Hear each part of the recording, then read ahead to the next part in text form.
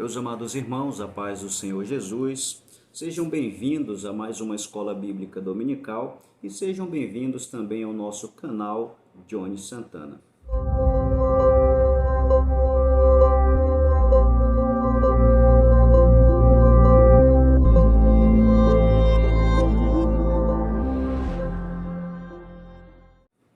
Hoje estaremos iniciando a nossa aula com a lição de número 10, Cristo, o caminho para Deus. A nossa lição também está registrada no livro de Hebreus, capítulo de número 10. O primeiro tópico da nossa lição, o singular sacrifício de Cristo. O autor do livro de Hebreus utiliza as primeiras referências do capítulo 10, do versículo 1 até o versículo de número 18, para fazer um resumo de tudo aquilo que exaustivamente ele já vem defendendo desde o capítulo 8 de Hebreus. Ali, o nosso comentarista, o nosso escritor aos Hebreus, ele faz as seguintes defesas, nos lembrando os principais pontos por ele defendido. Primeiro, Jesus é maior que a ordem sacerdotal levítica, embora Jesus não seja descendente de Arão, mas ele é de uma ordem sacerdotal maior que a ordem sacerdotal de Melquisedeque, que é antes de Arão. Logo, não teve nem princípio e nem fim, como diz a Bíblia Sagrada. Então, o seu sacerdócio eterno, portanto, superior ao do sacerdócio levítico. Segundo, Jesus apresenta o sacerdócio de Cristo semelhante à ordem sacerdotal de Melquisedeque. Porém, Jesus também demonstra sua superioridade ao próprio Melquisedeque, quando a Bíblia revela que a sua natureza é divina e a de Melquisedeque é uma natureza humana. Também é demonstrada a superioridade de Cristo com relação ao seu ministério, porque Jesus exerce uma função ministerial maior do que a de Melquisedeque. Melquisedeque era sacerdote e rei. Jesus é sacerdote, rei e também é profeta. O autor de Hebreus também faz uma defesa mostrando a superioridade de Cristo com relação ao sumo sacerdote do antigo pacto. Por que Jesus era superior? Porque Jesus não pode ser substituído. Fazia parte da lei levítica que o sumo sacerdote deve ser substituído na ocasião da sua morte. Porém, para Cristo não há substituto, porque Jesus jamais irá morrer novamente. Ele ressuscitou para nunca mais morrer. A Bíblia Sagrada também mostra que havia uma necessidade de que o sumo sacerdote apresentasse sacrifício por si. Jesus nunca pecou, por isso nunca nenhum animal precisou morrer por Cristo. A Bíblia Sagrada também revela que a superioridade de Cristo com relação ao tabernáculo, porque Jesus não entrou em um tabernáculo feito por mãos de homens, mas entrou no tabernáculo celeste feito pelo próprio Deus. A superioridade de Cristo com relação ao sumo sacerdote também é demonstrada quando Cristo está assentado à destra de Deus, e este privilégio não é dado para nenhum outro sumo sacerdote, exceto ao nosso Senhor. Por último, e não menos importante, o autor de Hebreus também faz uma defesa de que Cristo, como vítima, como sacrifício, também é superior a todos os sacrifícios da ordem levítica, quando o sangue dos animais no antigo pacto apenas cobria pecado. E em Jesus, o seu sangue não cobre, mas limpa, purifica, tira o pecado da raça humana. Jesus também é uma vítima, um sacrifício superior ao do antigo pacto, porque Jesus é a única vítima que morreu, mas ao terceiro dia ressuscitou. Você não vai encontrar no antigo pacto nenhuma referência a nenhum animal sacrificado que tenha ressuscitado. Porém, o Cordeiro de Deus, que veio para tirar o pecado do mundo, morreu, mas ao terceiro dia ressuscitou. Graças a Deus por isso. Hebreus capítulo 10, o versículo 17 e o versículo 18, para finalizar esse primeiro tópico, o primeiro capítulo da nossa lição, diz assim: E jamais me lembrarei de seus pecados e de suas iniquidades. Onde há perdão de pecados, não há mais necessidade de se oferecer sacrifício. Ora, Quando a Bíblia Sagrada fala que Deus não se lembrará mais de nosso pecado, ele não está citando que Deus tem amnésia. Na verdade, ele está citando que o sacrifício de Cristo foi tão perfeito que não há mais necessidade de se comemorar os pecados ano após ano, conforme era feito no dia da expiação. Logo, o sacrifício de Cristo é perfeito, obedecendo todo o alto padrão de Deus, e graças a Deus por isso, Cristo morreu por nós, mas ao terceiro dia ressuscitou. O segundo capítulo da nossa lição fala sobre Cristo, o caminho para Deus. Existe um caminho que dá acesso e esse caminho foi aberto pelo nosso Senhor Jesus. Olha só o que está escrito em Hebreus capítulo 10, o versículo 19 e o versículo 20. Tendo, pois, irmãos, ousadia para entrar no santuário pelo sangue de Jesus, pelo novo e vivo caminho que ele nos consagrou pelo véu, isto é, pela sua carne. Observe que o autor sagrado está citando para nós que existem duas qualidades a respeito do caminho que Jesus abriu. Primeiro, ele disse o caminho é novo e segundo, ele disse o caminho é vivo. Quando a Bíblia fala que o caminho é novo, nos faz lembrar ou nos faz pensar que existia um caminho antigo. Qual é o caminho antigo? É o caminho do tabernáculo, é o caminho do templo. Todo homem que precisava falar com Deus precisava se direcionar ao templo, porque era lá que Deus se manifestava. E quando chegava lá, o homem não tinha acesso direto a Deus, porque ainda tinha a pessoa do sacerdote, o qual intermediava a conversa entre o pecador e Deus. Mas Jesus nos fala do novo caminho. Irmão Johnny, que novo caminho é esse? Essa mesma pergunta foi feita pela mulher samaritana a Jesus. Ela pergunta a Jesus: Mestre, aonde devemos adorar? É em Jerusalém ou devemos adorar aqui em Samaria, em nossos montes? Jesus pega e diz para aquela mulher que chegaria um dia, e o dia já havia chegado, em que os verdadeiros adoradores adorariam ao Pai em espírito e em verdade. Olha essa revelação extraordinária que Jesus nos traz. Ele está dizendo, olha, se precisa falar com Deus, dobre o seu joelho e ore. Sabe qual é? O único quesito que Deus faz para nós com relação a este acesso através do novo caminho é que seja uma adoração em espírito e em verdade. E ele ainda diz o porquê. Ele diz, ora, Deus é espírito e se importa que os seus adoradores também o adorem em espírito e em verdade. Logo, meus irmãos, este novo caminho está acesso a nós e nós podemos entrar neste caminho e estarmos diante da presença de Deus. A segunda qualidade dada ao caminho é que o caminho é vivo, ou seja, ele está falando que o caminho é dinâmico. E dinâmico em que sentido, irmão Johnny? O homem tem acesso a Deus e Deus também se relaciona com o homem. Olha que interação maravilhosa. É por isso que o caminho é vivo, porque existe dinamismo, existe interação entre Deus e o homem. E graças a Deus, graças ao nosso Senhor Jesus Cristo e ao Espírito Santo por este privilégio que nós temos.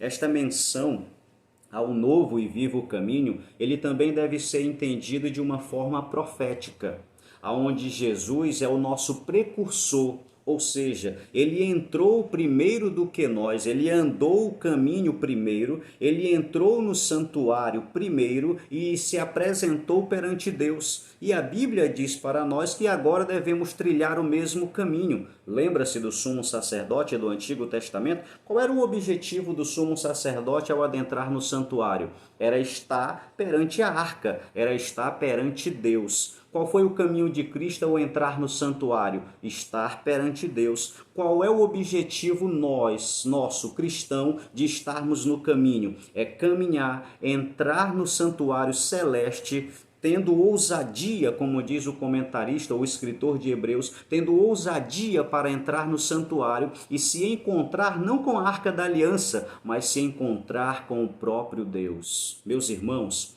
Há muitas profecias da Bíblia Sagrada que nos fala acerca de coisas extraordinárias, mas não há profecia maior do que o que está registrado em Apocalipse 22 e verso 4, que diz que nós veremos o rosto de Deus assim como Ele é. Graças a Deus por isto, essa é a nossa esperança e é por isso que vamos continuar na caminhada.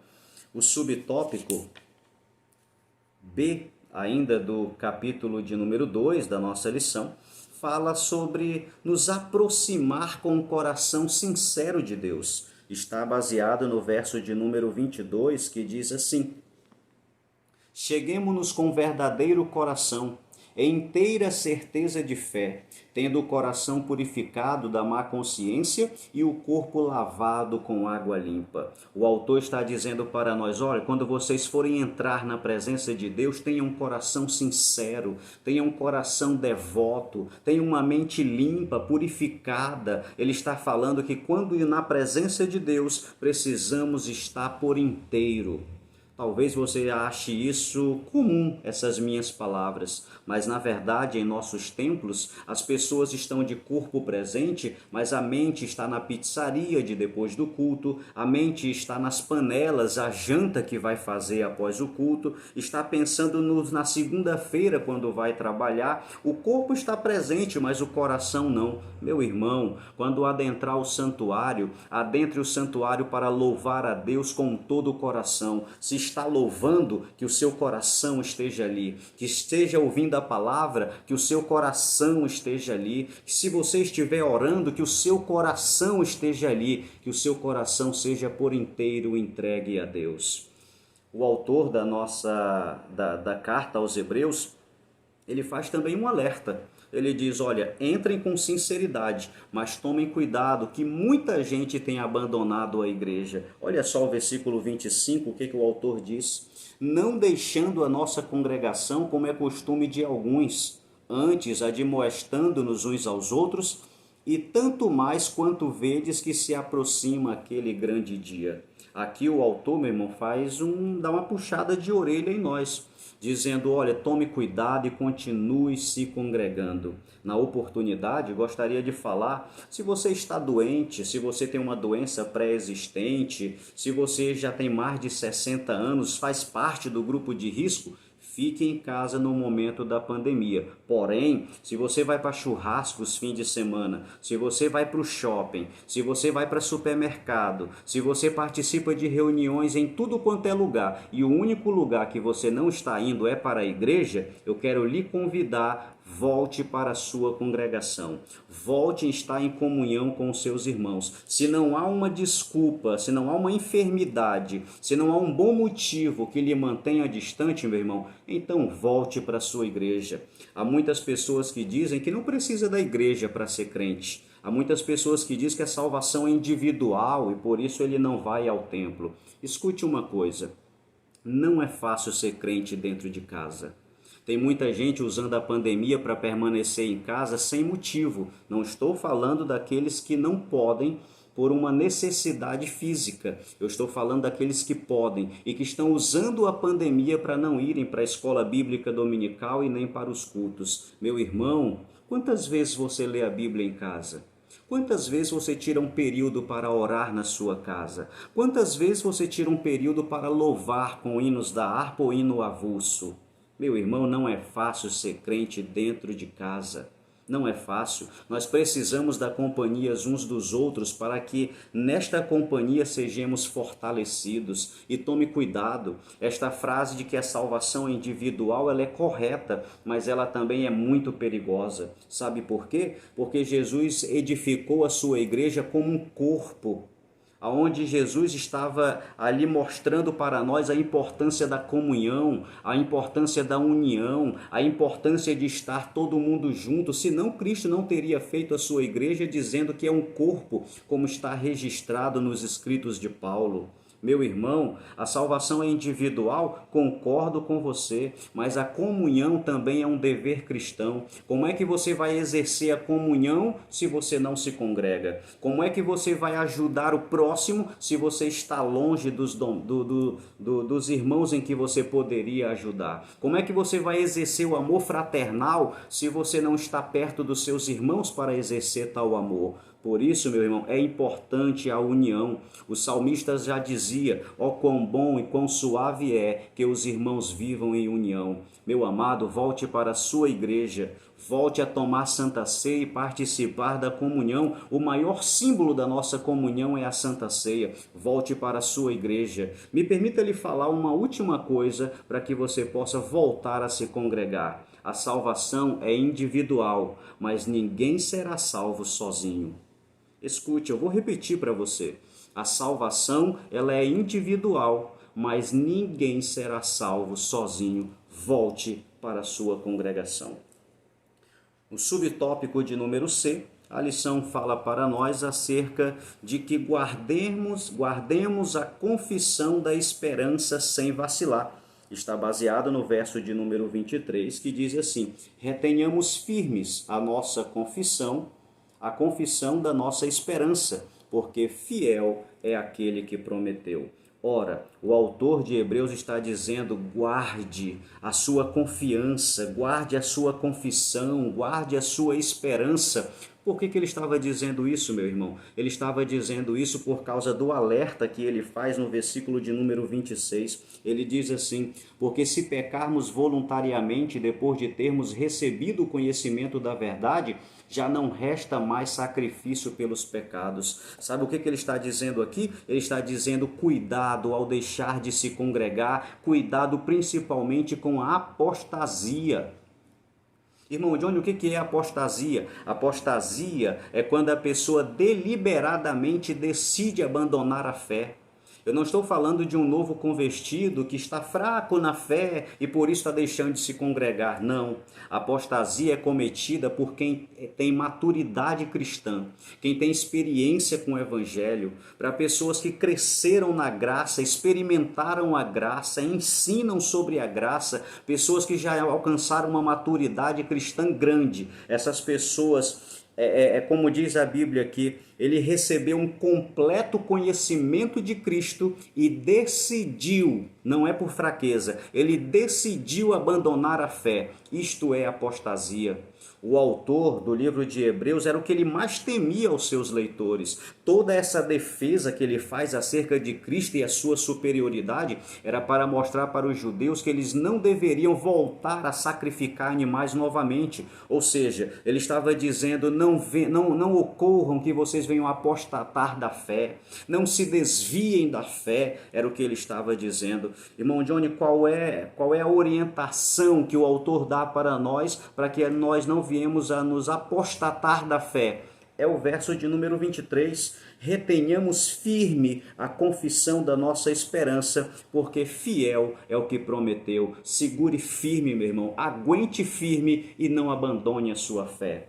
O último capítulo da nossa lição, capítulo de número 3, ele fala sobre o caminho que tem recompensa. Lembra do caminho, do novo e vivo caminho? Ele está falando que andar no novo e vivo caminho também tem recompensa. Aqui o autor da nossa lição defende em 3 pontos esta recompensa. Eu gostaria de rapidamente só citar 2. A primeira que ele cita é dizendo que uma das recompensas que Deus nos dá por estarmos no caminho é que a luz de Deus está em nós. Talvez você pense que seja uma coisa muito simples, mas não é. Sabe por quê? Porque a luz que brilha em nós não é uma luz humana que está emanando do próprio crente, não. Essa luz emana do próprio Deus. Eu, como cristão, não tenho brilho sozinho. O que brilha em mim é Deus. O mundo olha para mim e se ele vê uma luz em mim, não é a luz do irmão Johnny, é a luz de Deus que habita dentro do irmão Johnny. Olha que coisa maravilhosa, meu irmão. Se você é reconhecido como cristão, saiba que Deus habita dentro de você, porque existe uma luz que não é sua, é do Espírito Santo que está brilhando dentro de você. Eita, meu irmão, coisa maravilhosa é ter o Espírito Santo habitando dentro de nós. Não perca a comunhão com Deus.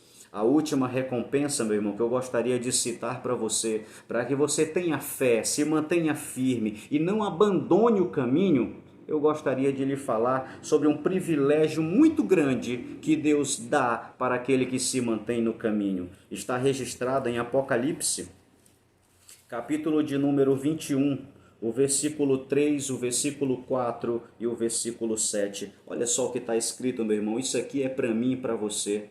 O verso 3 diz assim: E ouvi uma grande voz do céu que dizia: Eis aqui o tabernáculo de Deus com os homens, pois com eles habitará, e eles serão seu povo, e o mesmo Deus estará com eles, e será o seu Deus. E Deus limpará de seus olhos toda lágrima, e não haverá mais morte, nem pranto, nem clamor, nem dor, porque já as primeiras coisas são passadas. Verso 7: Quem vencer herdará todas as coisas, e eu serei o seu Deus, e ele será o meu filho. Meu irmão, não abandone o caminho. O caminho tem recompensa, e a recompensa é morar no céu de glória. A sua recompensa é maior do que qualquer coisa que o seu dinheiro possa comprar nesta terra. Se mantenha firme, não abandone a sua fé, em nome de Jesus de Nazaré. Aqui nós findamos a nossa lição. Que Deus em Cristo abençoe você e a sua família, no nome de Jesus. Peço ao Senhor que abençoe a sua casa, abençoe a sua família. Se inscreva no nosso canal e Deus lhe abençoe, em nome de Jesus. Muito obrigado. A paz do Senhor.